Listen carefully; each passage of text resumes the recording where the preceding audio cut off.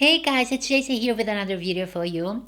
I literally came back from the theater because today I went to see 10 Cloverfield Lane, which is supposed to be a sequel to the 2008, 2009, I'm not sure about the dates, Cloverfield monster movie, which happens to be one of my favorite monster movies of all time.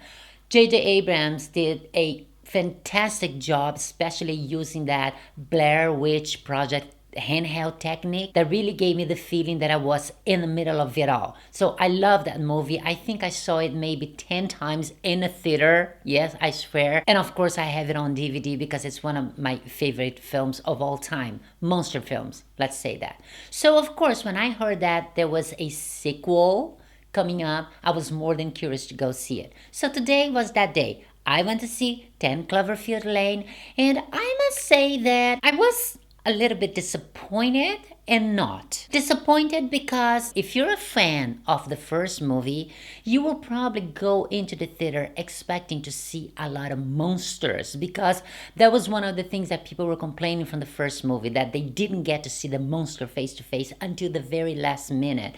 But I think it was a great thing that J.J. Abrams did because it kept you very curious the whole movie and you wanted to see it. You wanted to see it, but he wouldn't show it to you. So I think that really kept a little bit of the tension in the whole story. But a lot of people just complained because they just wanted to see a very scary monster in front of the camera.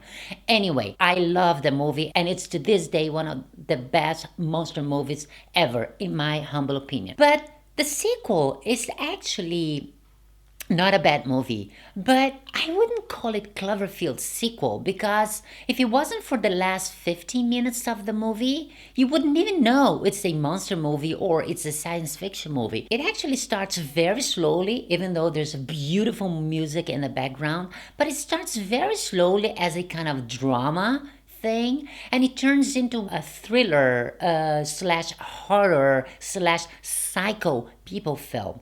And it is a good thing because you find yourself confined in a very small place inhabited by three people only. It's kind of claustrophobic, and at one point you start taking sides because you have no idea whether the main character, which is played by John Goodman, he's amazing in this movie. You have no idea whether this character is telling the truth or not. You have no idea if he's like a psycho or he's a hero. It is very hard to find out because there are so many things happening there that yes, it's really confusing. In my opinion, it cannot be really related to Cloverfield apart from those last 15 minutes because there's nothing that reminds you of Cloverfield. So if you'd give it another name and take out those last 15 minutes, this could be any kind of horror slash psycho movie. But it's a good thing. It's a good movie. It is so good when it comes to being a thriller that those last 15 minutes don't really fit in it. But again, this is all my personal opinion. So I think you should check it out because it is a good movie. It is a good story. But I don't know what they were thinking when they just called it Cloverfield, relating to the first Cloverfield film. I'm a little bit confused. It does have an open ending, which means that if it's successful, we might be able to see another sequel, which I would hope if it happens, that would be a little bit more full of action to the science fiction side. Anyway, I'm confused. I can't help but have mixed feelings about it, especially because it's supposed to be a Cloverfield sequel, and I didn't really feel like it was. Anyway, this was my humble opinion, so if you're curious, just go check it out because I'm sure you're gonna have a good time. I had a good time. If you wanna share your opinion about it, please leave them in the comments below. In a couple of hours from now, I'll be going to see Superman versus Batman, which I am dying to see that movie because Superman is one of my favorite, no, it's my favorite superhero.